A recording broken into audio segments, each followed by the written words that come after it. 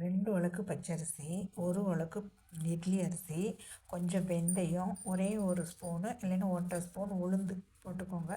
நல்லா ஊற வச்சுட்டு ஒரு கைக்குத்து அது என்ன சாபுதானா போட்டுக்கோங்க. அப்புறமா அதாங்க அது என்னது ஜவ்வரிசி போட்டுக்கோங்க. அப்புறமா கொஞ்சம் பழைய சோறு இருந்தால் போட்டுக்கோங்க. நல்லா ஊற வச்சுட்டு ஒரு 5 6 மணி நேரம் ஊற வச்சுட்டு நல்லா மையாக அரைச்சி நல்லா மாவு பொங்க வைங்க. பொங்க வச்சுட்டு காலையில் எந்திரிச்சு இந்த மாதிரி உங்களுக்கு இஷ்டப்பட்ட தோசையை சுட்டுக்கோங்க. இது வந்து துருகின மஞ்சள் கிழங்கு தோசை இது. ஓகே, இது துருகின மஞ்சள். நெக்ஸ்ட்டு தோசை வந்து ஆனியன் தோசை. நான் 4 தோசை சுட்டேன். ஒன்று மஞ்சள் கிழங்கு வச்சு தோசை சுட்டேன். அப்புறமா வெங்காயம். சரியா, இது திருப்பி ஃபஸ்ட்டு போடல, திருப்பி போட்டால் அப்புறமா திருப்பி போடலான்னு வச்சிட்டேன். ஓகே, நெக்ஸ்ட்டு தோசை கொத்தமல்லி தோசை. கொத்தமல்லியும் கருவேப்பிலையும் பொடுசாக வெட்டி போட்டு நல்லா மாவுக்குள்ளே நல்லா ப்ரெஸ் பண்ணி விட்டுட்டு அழகாக தோசை சுட்டு முடித்தேன். கொத்தமல்லி தோசை, கொத்தமல்லி கருவேப்பிலை கொஞ்ச நேரம் மூடி வச்சு தோசை சுடுங்க. இதுக்கு ரொம்ப உளுந்தெல்லாம் தேவையே இல்லை. ஊத்தப்பவும் ஊற்றிக்கலாம், ஆப்பமும் சுட்டுக்கலாம்.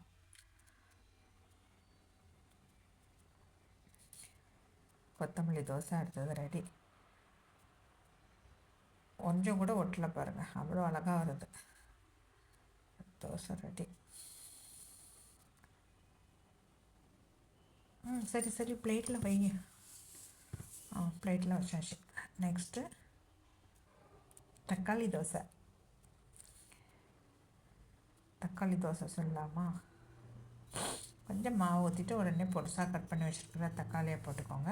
இந்த தக்காளியை நல்லா ப்ரெஸ் பண்ணி விடுங்க. மூடி வச்சுருங்க, அப்போ நல்லா வேகும். தக்காளிலாம் அப்போ தான் வேகும்.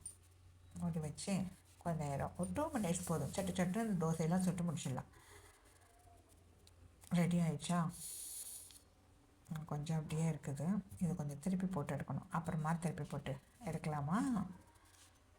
திருப்பி போடுறியா? எப்போவுமே இல்லை, பிளேட்டில் போட்டுருவேன். பிளேட்டில் போட்டுட்டு கொஞ்சம் நேரம் கழித்து, ஏன்னா தோசையில் இருக்கிற ஹீட்லேயே அது கொஞ்சம் நேரம் அப்படியே பாயில் ஆகட்டும்.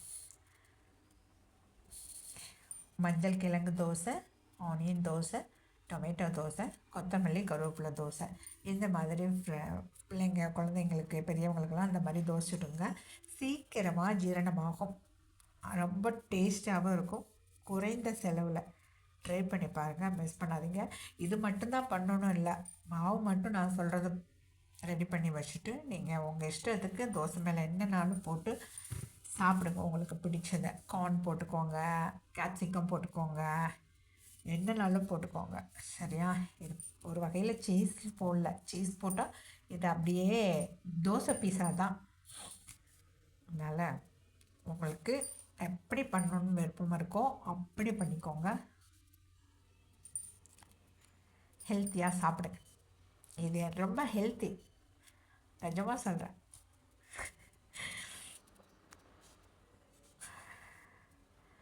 தேங்காய் சட்னி, கொத்தமல்லி சட்னி, தக்காளி சட்னி எதுனாலும் வச்சு சாப்பிடுங்க. நான் இன்றைக்கி தேங்காய் சட்னியும் கொத்தமல்லி சட்னியும் வச்சு சாப்பிட்டேன்.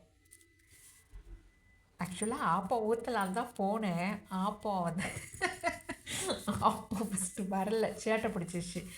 அதனால் தோசையை ஊற்றிட்டு வீடியோ போட்டேன். சரி, நீங்களும் பாருங்கள். ஆனால் ஆப்பமும் சுட்டிருக்கேன், வர வச்சுட்டேன். வர வைக்கிறது தானே.